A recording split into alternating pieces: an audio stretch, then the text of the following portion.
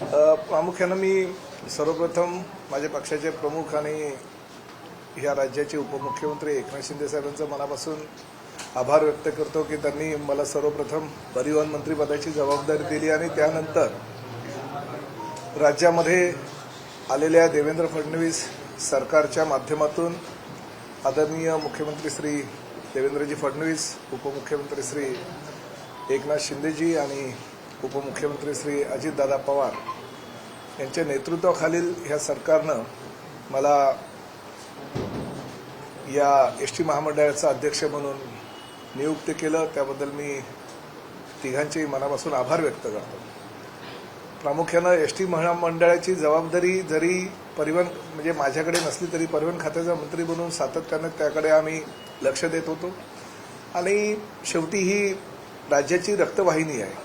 तळागाळातल्या सर्वसामान्य जनतेपर्यंत पोहोचणारी एसटीची सेवा ही सर्वसामान्य जनतेची निगडीत होती आणि त्यामुळे ही जबाबदारी पेलवणं ही मी माझी फार मोठी परीक्षा समजतो आणि त्या माध्यमातून विविध प्रश्न जे आहेत ते प्रश्न सोडवण्यासाठी भविष्यामध्ये मी प्रयत्न करणार. माझे सहकारी आणि आयुक्त परिवहन, त्याचबरोबर MD MSRTC म्हणजे एसटी महामंडळाचे ह्या दोन्ही सहकाऱ्यांसोबत बाकी सगळ्या अधिकाऱ्यांसोबत मला ही आता सेवा पुढे न्यायची आहे.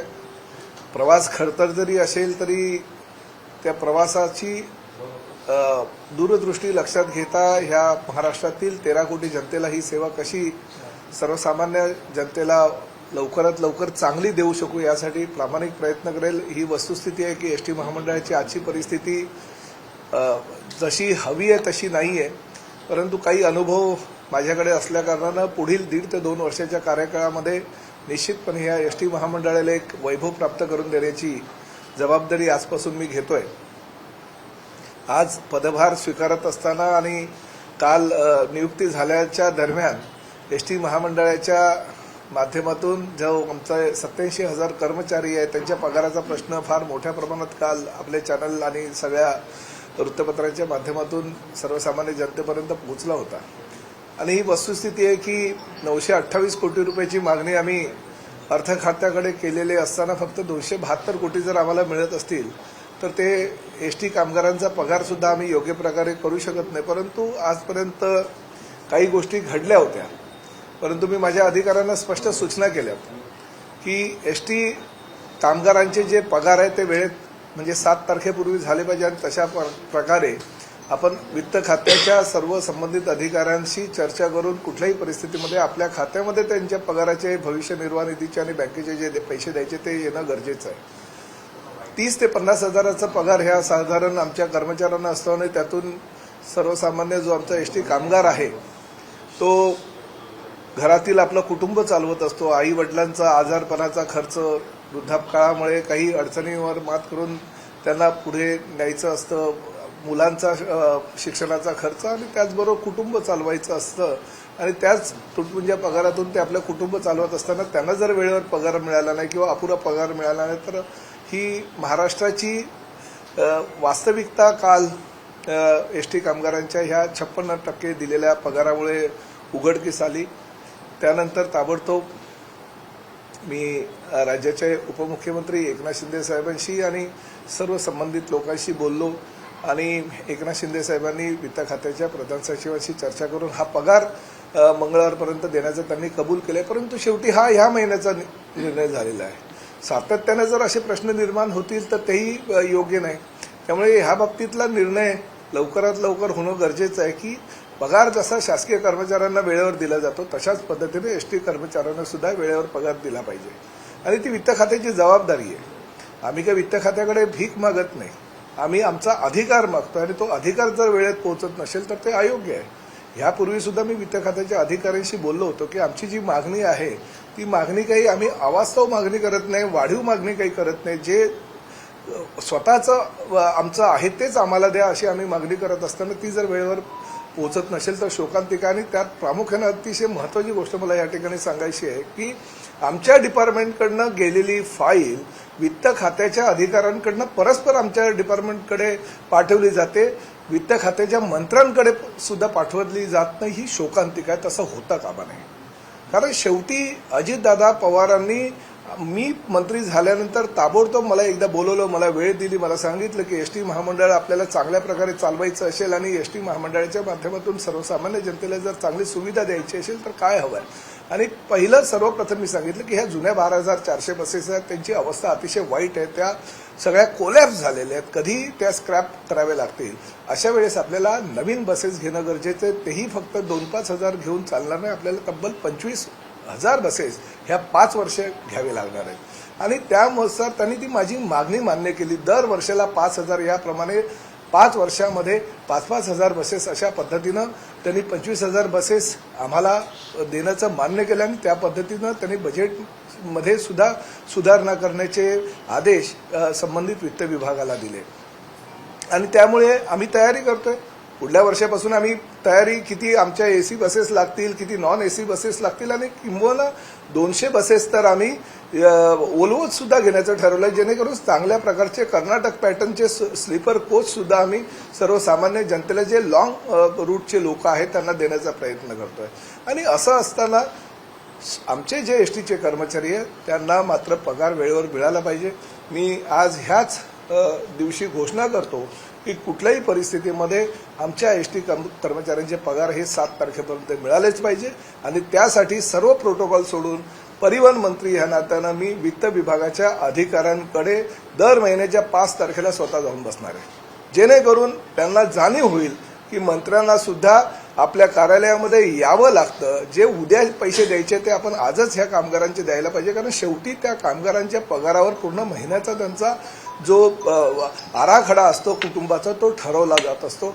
त्यामुळे आजच दुपारी 2 ते 3च्या दरम्यान मी मंत्रालयामध्ये वित्त खात्याच्या अधिकाऱ्यांकडे जाणार आहे, त्यांच्याशी चर्चा करणार आहे आणि त्यांना 5 तारखेपर्यंत पगार आमच्या डिपार्टमेंटकडे पोहोचला पाहिजे. ह्यापूर्वी काही चुका होत होत्या, त्यासुद्धा मी एसटीचे आमचे सर्व संबंधित अधिकारी आहेत त्यांना स्पष्टपणे सांगितलं. काही दिवसापूर्वी मला एसटीच्या आमच्या वरिष्ठ अधिकाऱ्यांनी सांगितलं की साहेब ठीक आहे आपण पगार पूर्ण देऊ, परंतु प्रॉव्हिडंट फंडाचे पैसे किंवा बँकेचे पैसे आहेत ते आपण जसं जसं एसटीमध्ये आपलं उत्पन्न होत राहील त्यानुसार आपण भरत जाऊ. बिलकुल चालणार नाही. आज मी अध्यक्ष म्हणून अधिकृतरित्या सही केली. उद्या जर प्रॉव्हिडंट फंडाचे पैसे असे आपण कुठल्याही कर्मचाऱ्यांचे जर वापरले तर तुम्हालाही जेलमध्ये जावं लागेल आणि अध्यक्ष म्हणून मलाही जेलमध्ये जावं लागेल. त्यामुळे प्रॉव्हिडंट फंडाचे पैसे कुठल्याही प्रकारे वापरायचे नाही असा निर्णय मी आणि भीमनवार साहेबांनी घेतला, कारण त्यावेळेस त्यांच्याकडे कुशेकर साहेब नसताना चार्ज होता आणि आम्ही दोघांनी मिळून हा निर्णय घेतलेला आहे की कुठल्याही परिस्थितीमध्ये जे प्रॉव्हिडंट फंडाचे पैसे ते वापरता येणार नाही. आणि ही गोष्ट सुद्धा ज्यावेळेस विधान परिषदेमध्ये काही लक्षवेधी किंवा काही प्रश्न आले त्यावेळेस आम्हाला चर्चेअंती कळलं. हे रोलिंग फिरवायचं काही गरज नाही. आपल्या हक्काचे पैसे जे शासनाकडनं आपण घेतोय आणि आपल्याला मिळणारे आहेत, आपण काही ॲडिशनल पैसे मागत नाही, ते मिळालेच पाहिजे वेळेवर. आणि आज सकाळी मी अजितदादा पवार यांचं वक्तव्य पुण्यामध्ये ऐकलं आणि वस्तुस्थिती त्यांनी सुद्धा सांगितलं की कुठलीही परिवहन सेवा ही सक्षम नसते राज्यातील, कुठल्याही राज्यातील. ती थोड्याफार प्रमाणामध्ये नुकसानीमध्येच असते, परंतु शेवटी कर्मचाऱ्यांचे पगार जे आहे ते वेळेवर देणं गरजेचं आहे. आणि दुसरं आम्ही पीपीपी तत्वाचं मॉडेल जे बीओटी किंवा पीपीपी तत्वाचं आहे ते सुद्धा आम्ही लवकरात लवकर त्याच्या निविदा जाहीर करू, जेणेकरून आमची एसटीची जी आर्थिक परिस्थिती आहे ती सुधारेल. जे MD आहेत आमचे परिवहन एसटी महामंडळाचे त्यांना मी स्पष्टपणे सूचना दिल्या आहेत की 22.75 पर्यंत काहीतरी आमचं उत्पन्न जे जाहिरातीचं येतं ते अतिशय अत्यल्प आहे, तोकडं आहे. तेच जाहिरातदार गेले 25 ते 20 वर्षापासून आहे आणि ते कधी पैसे देतात कधी देत नाही. किमान 100 कोटी रुपये उत्पन्न तरी ह्या वर्षापासून जाहिरातीच्या माध्यमातून एसटी महामंडळाला मिळालंच पाहिजे. आणि तशा सूचना केल्या. जुने जे ठेकेदार आहेत ज्यांनी ही एसटीची मालमत्ता आपली खासगी प्रॉपर्टी अशा पद्धतीनं त्याचा वापर करतायत त्याला आम्ही कुठेतरी लगाम लावणार आहोत, ब्रेक लावणार आहोत. त्याचबरोबर आमचे जेवढे काही जवळजवळ 170च्या आसपास डेपोमध्ये आमचे जे ऑइल आम्ही घेतो, डिझेल किंवा पेट्रोल घेतो, ते आमचे सगळे जे डेपोमध्ये असलेले पेट्रोल पंप आहेत ते पेट्रोल पंप रिलायन्स किंवा इंडियन ऑइल सारख्या मोठ्या ज्या संस्था आहेत त्या संस्थांना आपण हायटेक करण्यासाठी देतोय, जेणेकरून आम्हाला डिझेलही स्वस्त मिळेल आणि त्याचबरोबर त्यांचंही उत्पन्न वाढेल आणि त्या उत्पन्नातून आम्हाला काहीतरी मोबदला मिळेल. ते उत्पन्न सुद्धा आमचं 100 ते 150 कोटीच्या आसपास होईल. अशा प्रकारच्या सूचना मी दिलेल्या आहेत. त्याबाबत सुद्धा आमच्याकडे तर रिलायन्सचा अतिशय चांगला प्रपोजल आलेला आहे आणि इंडियन ऑइलचा पण प्रपोजल आलेला आहे. त्यामुळे जे डिझेल किंवा पेट्रोल पंप आमचे आहे ते सुद्धा ह्या कंपन्यांना देऊन त्यांच्या माध्यमातून उत्पन्न कसं वाढेल यासाठी आम्ही प्रयत्न करतोय. दुसऱ्या अनेक योजना आहेत ज्या आता तुम्ही मग अशी सांगितलं, अजितदादांनी सुद्धा सांगितलं पुण्याला, की पीपीपी तत्वावर आमचे जे 860 साधारण डेपो आहेत त्यामध्ये काही डेपो हे पीपीपी तत्वावर आम्ही करतोय आणि त्यापैकी शहरी भाग एक, तालुका भाग एक आणि ग्रामीण भागात एक असं पॅकेज निर्माण करून आम्ही त्या पॅकेजच्या माध्यमातून त्या निविदा जाहीर करणार आहोत, जेणेकरून आमच्या ग्रामीण भागातला डेपो सुद्धा डेव्हलप होईल, तालुका पातळीवरचा डेपो सुद्धा डेव्हलप होईल आणि त्याचबरोबर शहरी भागातला डेपो डेव्हलप होताना उत्पन्न स्रोत निर्माण होईल. जर ते योग्य प्रकारे राबवली गेली ही योजना तर निश्चितपणे एसटी महामंडळाला राज्य सरकारच्या अर्थखात्यापुढे हात पसरावे लागणार नाही अशी परिस्थिती काही वर्षामध्ये निर्माण होईल. फक्त जे आम्ही सूचना करतोय त्यानुसार योग्य प्रकारे लवकरात लवकर पाऊल आमच्या एसटी महामंडळाच्या अधिकाऱ्यांनी त्यावर निर्णय घेतला पाहिजे आणि लवकरात लवकर ती योजना पुढे केली पाहिजे. स्वारगेटची प्रकरण घडल्यानंतर महिलांवर ज्या पद्धतीनं अत्याचार झाले त्या घटनेची दखल एसटी महामंडळानं घेतलेली आहे. परिवहन मंत्री म्हणून मी घेतलेली आहे. ज्यांनी काही चुका केल्या त्यांच्यावर कारवाई तर केलेलीच आहे, परंतु शेवटी भविष्यामध्ये अशा चुका परत होता कामा नये यासाठी सुद्धा प्रत्येक बसमध्ये, कालच मी एमडीनं सांगितलं की ज्या आपण नवीन बसेस सुद्धा घेतोय त्या प्रत्येक बसेसमध्ये पॅनिक बटन, सीसीटीव्ही कॅमेरा आणि जीपीएसची यंत्रणा असणं गरजेचं आहे. आणि त्याचबरोबर ज्या जुन्या बसेस ज्या आहेत त्या आम्ही ईव्ही बसेस आहेत, म्हणजे इलेक्ट्रॉनिक बसेस ज्या 5150 आम्ही घेतलेल्या त्यातल्या फक्त 280 मिळालेल्या आहेत. त्या बसेसमध्ये सुद्धा सीसीटीव्ही, पॅनिक बटन आणि जीपीएस यंत्रणा लावायची आहे. आणि येणाऱ्या ज्या बसेस आहेत त्यामध्ये त्या बसच्या मालकांनाच आम्हाला ही सीसीटीव्ही आणि जीपीएस यंत्रणा लावून दिली पाहिजे. जर त्यांनी नाही दिली तर आम्ही आमच्या खर्चानं करू, परंतु त्यांना जे काही पैसे द्यायचे त्यातनं ते कट करू अशा प्रकारच्या सूचना मी त्यांना केलेल्या आहेत. त्यामुळे पुढल्या वर्षभरानंतर आमच्या ज्या बसेस राज्य एसटी महामंडळाच्या असतील त्या पूर्णपणे महिलांच्या दृष्टीनं सुरक्षित असतील. उत्पन्न वाढवण्याच्या दृष्टिकोनातून अजूनही काही आमच्याकडे योजना येत आहेत.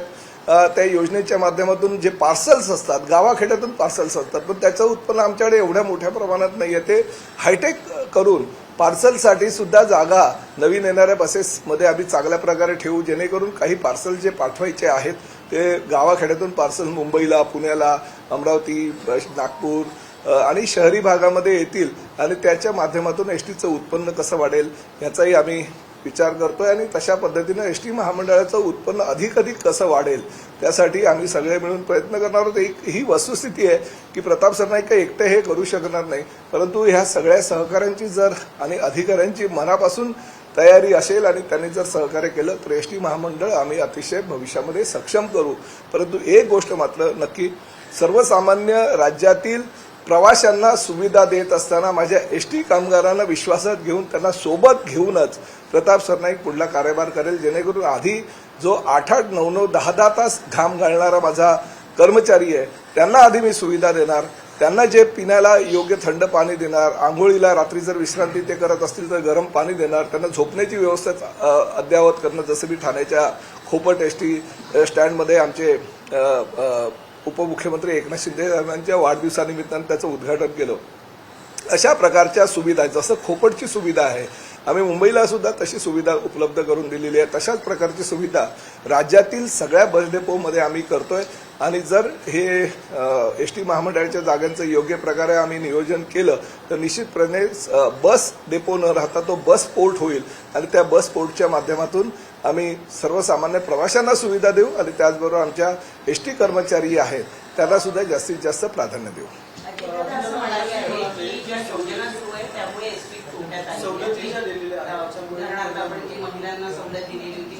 नाही असं बिलकुल नाही. मुख्यमंत्री पदावर असताना आमच्या पक्षाचे प्रमुख म्हणून एकनाथ शिंदे साहेबांनी ज्या सवलती दिलेल्या आहेत, ज्या काही योजना सुरू केलेल्या आहेत, किंचितही त्यात घट होणार नाही. सगळ्या सवलती पूर्वीप्रमाणेच कायम राहतील, किंबहुना त्याच्यामध्ये वाढ होईल पण कमी होणार नाही. श्रेयवादाची कुठेतरी लढाई वाटते आता बिलकुल काही श्रेयवादाची लढाई नाही. ह्या बोलणार याबद्दल काही श्रेयवादाची लढाई नाहीये आणि अजितदादांचं पूर्ण समर्थन एसटी महामंडळाला आहे. त्यांनी स्पष्टपणे वेळोवेळी आपली भूमिका सांगितलेली आहे की कुठलंही एसटी महामंडळ हे काही फायद्यामध्येच नसतं. ज्यांना म्हणजे पूर्ण सगळ्या राज्यांमध्ये ज्या राज्याची लोकसंख्या म्हणजे कर्नाटक गुजरात राज्याची लोकसंख्या 6-6.5 कोटी असताना ते त्यांचं परिवहन हे काही प्रॉफिटमध्ये नाहीये. परंतु आमचं एसटी महामंडळ निदान प्रॉफिटमध्ये नाही परंतु आमच्या वारंवार छोट्या छोट्या गोष्टींकडे राज्य सरकारकडे आम्हाला हात पसरावे लागू नये यासाठी प्रताप सरनाईक ती भूमिका घेतील. त्या भूमिकेशी अजितदादांनी सहमती दर्शवलेली आहे.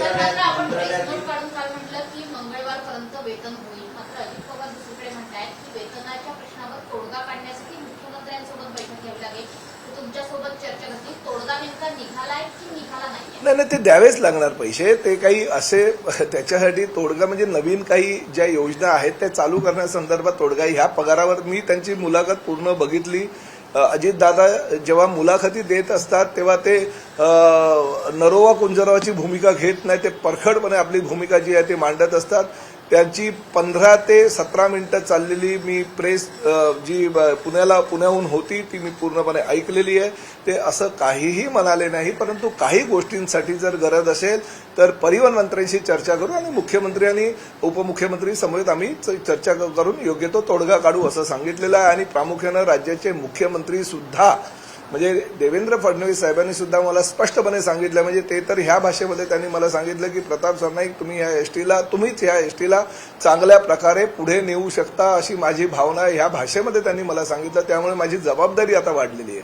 शेवटी मुख्यमंत्री म्हणून देवेंद्र फडणवीस, वित्तमंत्री म्हणून अजितदादा पवार आणि आमच्या पक्षाचे प्रमुख म्हणून नेहमी सातत्यानं माझ्यासोबत राहणारे एकनाथ शिंदे साहेबांनी ही जबाबदारी माझ्यावर दिलेली आहे.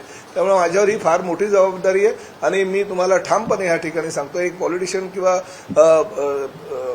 मंत्री म्हणून नाही तर ही जबाबदारी आहे. 2 वर्षामध्ये ह्या एसटी महामंडळाला कॉर्पोरेट लुक देण्याचा प्रामाणिक प्रयत्न मी करेल. परंतु कॉर्पोरेट लुक देत असताना सर्वसामान्य प्रवाशांना सुविधा कशा मिळतील म्हणजे कधी एसटीचे छप्पर उडालं आहे तर कधी एसी 10 वेळा बंद पडलेली आहे तर एका ठिकाणी म्हणजे विद्यार्थिनींच्या परीक्षांना त्यांना वेळेवर त्यांना पोचता येत नाही त्यामुळे परीक्षा गेलेल्या त्यांचं वर्ष वाया गेलेलं अशी परिस्थिती काही महिन्यानंतर एसटी महामंडळाच्या आमच्या एसटी सेवेच्या माध्यमातून होणार नाही याची दक्षता प्रताप सरनाईक घेईल.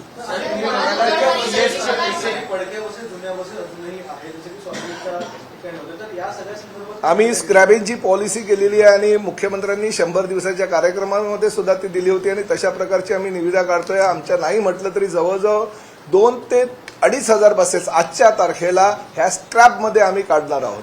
ह्या नवीन बसेस काय झालंय की फक्त इलेक्ट्रिक बसेस ज्या आहेत त्या आम्हाला 25 पर्यंत पूर्ण 5,000 मिळतील अशी अपेक्षा होती परंतु त्या 5,115 पैकी फक्त 280 बसेस आमच्याकडे आल्या कारणानं आमची पुढली जी योजना आहे ती रखडलेली आहे. आता आम्ही 3,000 बसेसच्या निविदा काढलेल्या आहेत परंतु 3,000 बसेसच्या निविदा एकदम काय 3,000 बसेस येत नाही. प्रत्येक महिन्याला 250 ते 300 येतील.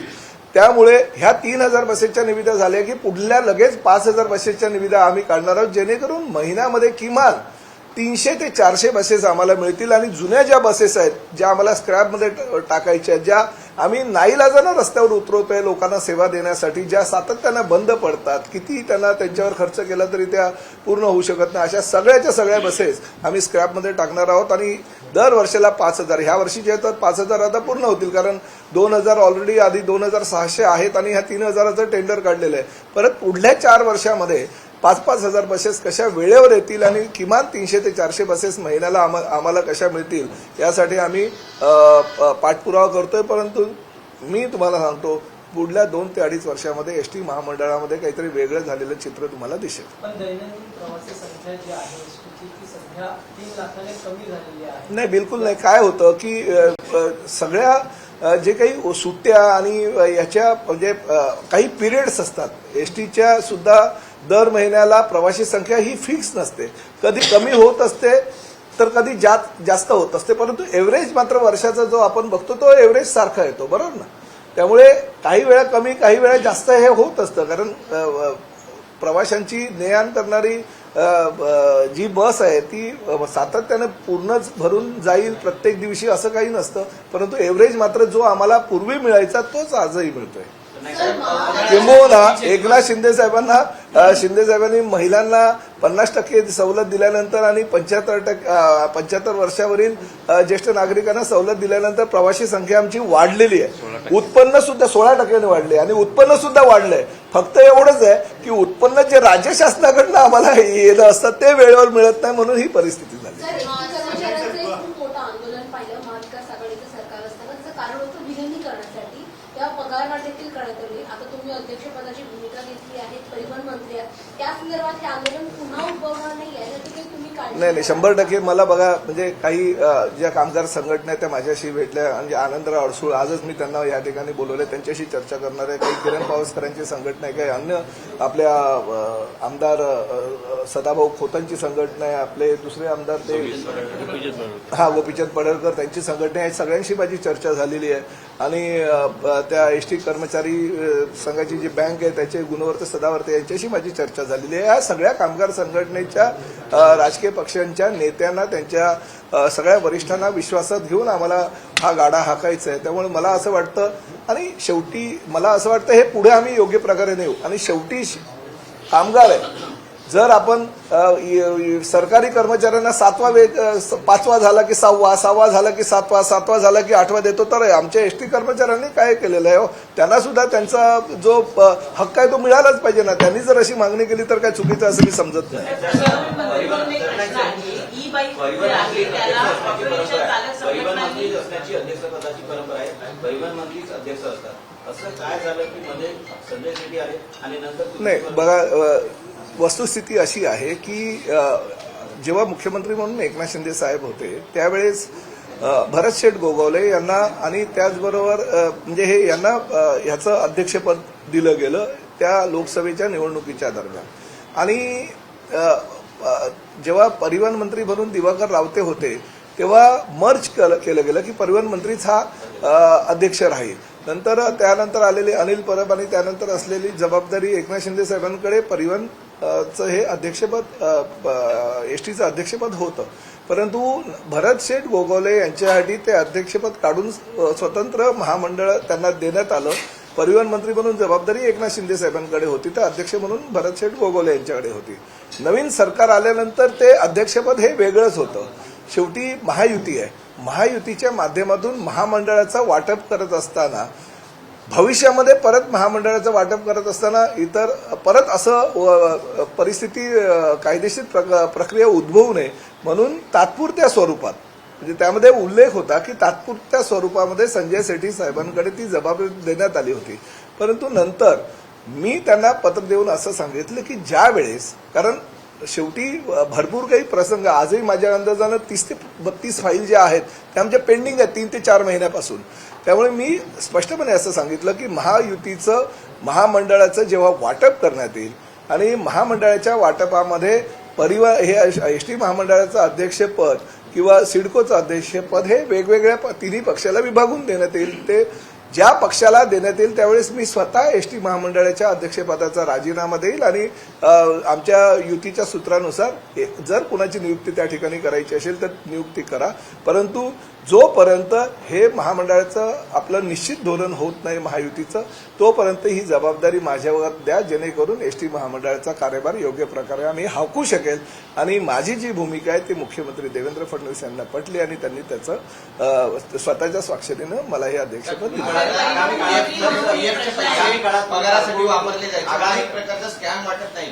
नाही, वस्तुस्थिती आहे म्हणजे फार असं होताच कामा नये. स्कॅम असं मी म्हणणार नाही. शेवटी आमच्या अधिकाऱ्यांनी नाईलाजास्तव घेतलेली ती भूमिका आहे. म्हणजे काही पीएफचे पैसे काही आमच्या अधिकाऱ्यांनी उडवले नाही किंवा इतरत्र वापरले नाही, बँकेचे पैसे उडवले नाही किंवा इतरत्र वापरले नाही. फक्त आज जे भरायचे पैसे होते त्यांनी ते नंतर भरलेले आहेत. परंतु शेवटी आजचे पैसे आजच भरायला हवे या मताचा मी आहे आणि भीमनवार सुद्धा आमचे पुसेकर राज्यावर असताना त्या मताशी होते. कुठल्याही परिस्थितीमध्ये आम्ही ह्या जबाबदारी ह्या खात्याची आमच्याकडे असताना पीएफचे पैसे किंवा बँकेचे पैसे इतर कुठल्याही ठिकाणी आम्ही वापरू देणार नाही आणि त्यासाठी आमचे जे पैसे आहेत ते वित्त खात्याने वेळेवर द्यायला पाहिजे आणि ती भूमिका मी घेतलेली असल्या कारणानं आजच दुपारी मी प्रोटोकॉल बाजूला सारून आजच वित्त खात्याच्या अधिकाऱ्यांच्या कॅबिनमध्ये स्वतः जाऊन त्यांना मी सांगणार आहे की हे पैसे जे आहेत ते 5 तारखेच्या आत आम्हाला मिळायला हवे आणि नाही मिळाले तर मला मंत्री आहे हे बाजूला सोडून एसटी महामंडळाचा अध्यक्ष या नात्याने मी त्या वित्त खात्याच्या अधिकाऱ्यांकडे जाईल. राज्यभरातल्या ज्या ऑटो रिक्षा संघटना आहेत त्या संघटनांनी 18 तारखेला एकत्रित येऊन आंदोलन करण्याचा निर्णय घेतलाय. ई बाईकचा जो परिवहन मंत्री म्हणून आपण निर्णय घेतलाय त्या निर्णयाला त्यांचा सगळ्यांचा विरोध आहे. शेवटी काय बघा सगळ्या राज्यांमध्ये ह्या ई बाईकची संकल्पना आहे. आपल्या शेजारील सर्व राज्यांमध्ये गोव्यामध्ये वगैरे सुद्धा चालू आहे. शेवटी तुम्ही रिक्षा संघटनांनी किंवा टॅक्सी संघटनांनी हाही विचार करायला पाहिजे. एकतर जवळचं भाडं असेल तर तुमचंच नुकसान होतं म्हणून तुम्ही नाकारता. आम्ही बोलतो ठीक आहे बिचारे रिक्षावाले किंवा टॅक्सीवाले एक तास लाईनमध्ये रिक्षा किंवा टॅक्सी लावतात. त्यांना भाडं मिळालं की 1-1.5 किलोमीटरचं अंतर असलेल्या ठिकाणी जर त्यांना जावं लागलं प्रवाशांना घेऊन तर त्यांचं नुकसान असतो, त्यांची मेहनत वाया जात असते. परंतु एक हा विचार त्यांनी करायला हवा की आम्ही फक्त 15 किलोमीटरची परवानगी दिलेली आहे ई बाईकला आणि ई बाईक तरी किती येणार आहे हे तुम्हालाही माहिती आहे. त्यामुळे मला असं वाटतं की सिंगल पॅसेंजर हा जर त्याला 30 ते 40 रुपयामध्ये म्हणजे 3 रिक्षामध्ये बसल्यानंतर तिघांचं प्रवासी भाडं त्या एका सिंगल पॅसेंजरला भरवावं लागतं किंवा टॅक्सी किंवा ओला उबेरमध्ये बसल्यानंतर त्याला 4 प्रवाशांचं भाडं भरावं लागतं. त्यामुळे त्याचा विचार करणं गरजेचं आहे. जर रिक्षा हा प्रवासी हा आमचा सगळ्या रिक्षा किंवा टॅक्सी चालकांचा जो असतो तो देव असतो कारण त्या प्रवाशांच्या माध्यमातून त्यांची रोजीरोटी चाललेली असते. त्या सिंगल प्रवाशांचा सुद्धा विचार करणं गरजेचं आहे. 2 प्रवासी असतील तर ते कशाला ते ई बाईकवर बसतील, ते रिक्षात किंवा टॅक्सीतच बसून प्रवास करतील. त्यामुळे सिंगल प्रवाशाचा विचार करून त्यांनी आपली भूमिका ही सोडावी अशी विनंती मी त्यांना करणार आहे. त्याचबरोबर दुसरी महत्वाची गोष्ट की शेवटी एसटी महामंडळाचा अध्यक्ष आणि परिवहन खात्याचा मंत्री म्हणून मी स्वर्गीय धर्मवीर आनंद दिघे साहेबांच्या नावानं रिक्षा टॅक्सी महामंडळाचा सुद्धा मी अध्यक्ष आहे आणि त्यामध्ये आमच्या 50 कोटीची तरतूद केलेली आहे. जे काही रिक्षावाले आहेत, जे काही टॅक्सीवाले आहेत, त्यांची जी मुलं आहेत 18 वर्षावरील त्यांना आम्ही हे परवाने तर देणारच आहोत मोफत आणि त्याचबरोबर 10,000चं अनुदान सुद्धा आम्ही देणार आहोत जेणेकरून 10,000चं अनुदान आणि उर्वरित रक्कम ही सरळ ते बँकेतून कर्ज म्हणून घेऊ शकतील. म्हणजे 1 रुपया सुद्धा खिशातून न खर्च करता त्यांना स्वतःची ई बाईक त्यांच्या दारात येईल. म्हणजे एका बाजूला वडिलांचं जे आहे ते टॅक्सी किंवा रिक्षाचं उत्पन्न चालू राहील आणि दुसऱ्या बाजूला आपल्या मुलींचं हे ई बाईकचं उत्पन्न चालू राहील आणि आम्ही गॅरंटी देतो किमान एक विद्यार्थी असू द्या 18 वर्षावरील किंवा तरुणी असू द्या किमान 25,000 तरी त्याला महिन्याला मिळाले पाहिजे अशी गॅरंटी सुद्धा आम्ही घ्यायला तयार आहोत. त्यामुळे अशी योजना इतर कुठल्याही राज्यामध्ये नाहीये. प्रताप सरनाईकनी ती फक्त महाराष्ट्रामध्ये आणलेली त्या योजनेचा लाभ आमच्या सगळ्या रिक्षा टॅक्सी युनियनने घेणं गरजेचं आहे. जी मनसेची मागणी आहे की याचे 80% परवाने मराठी मुलांना दिले जावे. माझं तर म्हणणं 100% आम्ही द्यायला तयार आहोत पण मराठी मुलांनी सुद्धा पुढे येणं, मुलींनी सुद्धा पुढे येणं गरजेचं आहे.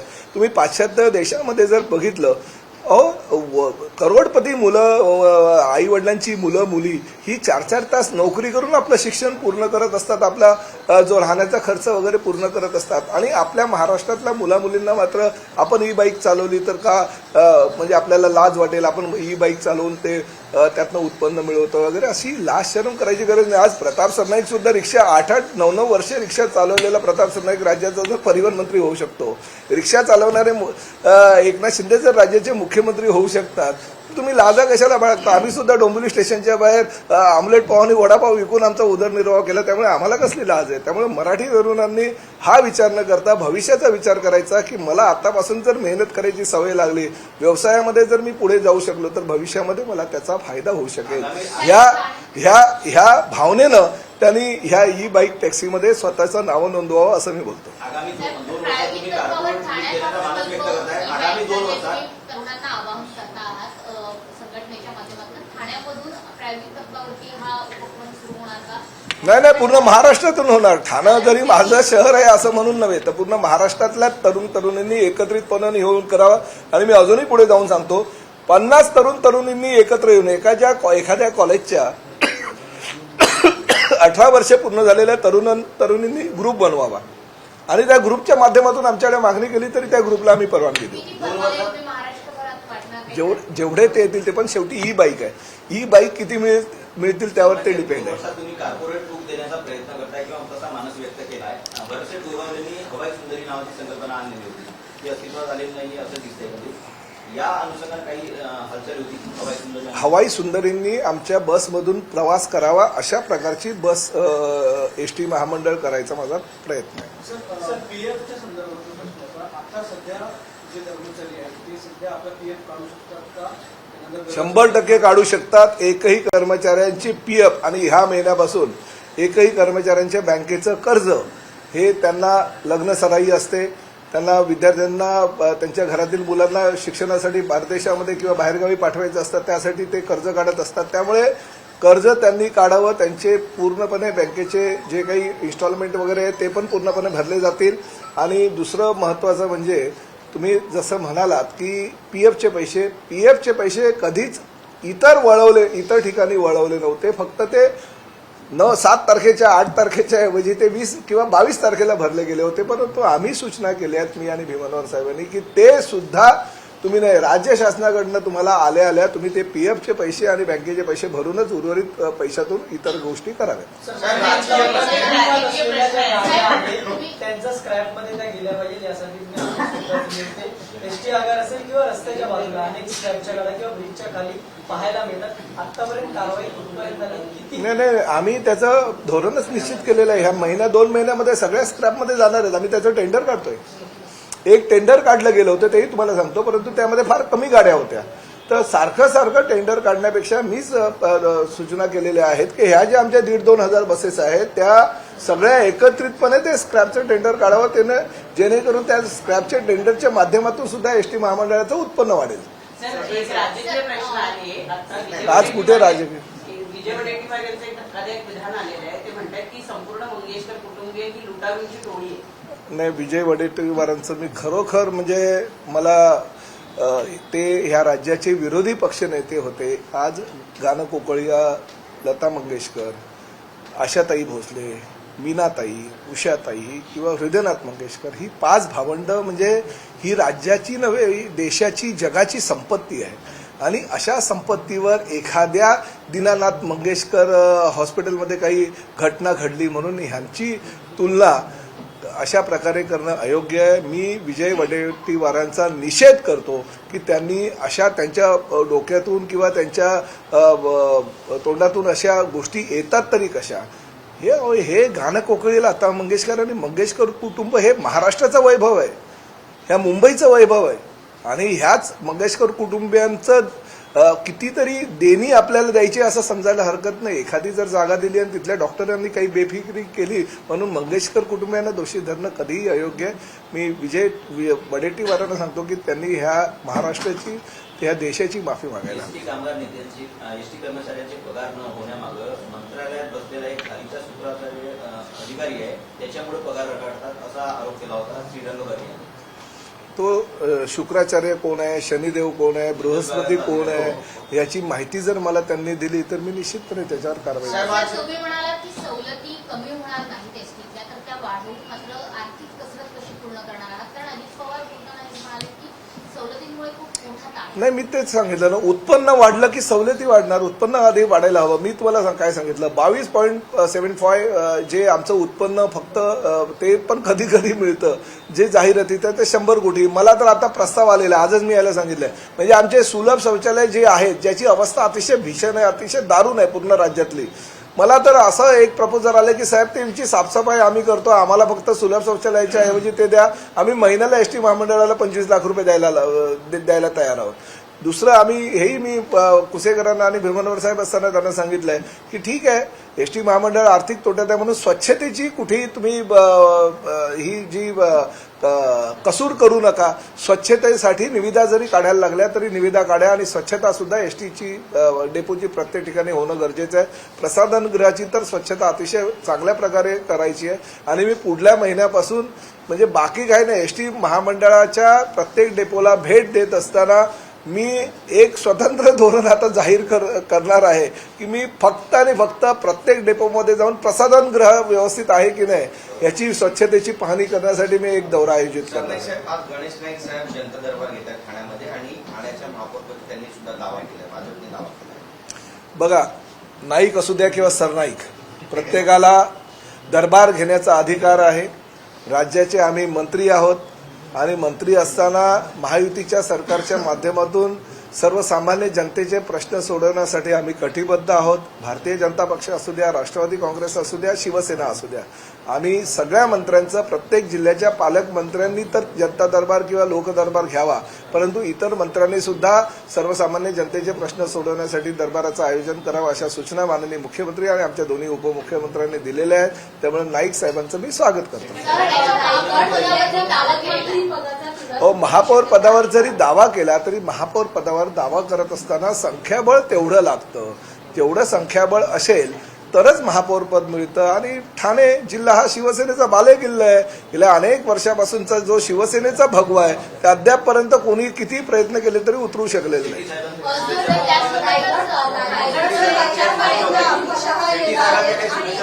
तुम्हाला सांगू का, म्हणजे तुमचा काहीतरी गैरसमज झालाय. आमचे जे सचिव आहेत ना, प्रिन्सिपल सेक्रेटरी, ते माझे जवळजवळ 20 वर्षापासूनचे मित्र आहेत. ते ठाणे महापालिकेमध्ये कमिशनर होते तेव्हापासून ते इकडे आहेत.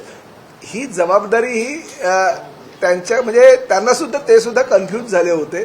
त्यामुळे त्यांच्या नेहमी सातत्यानं रोजच मला शुभेच्छा असतात.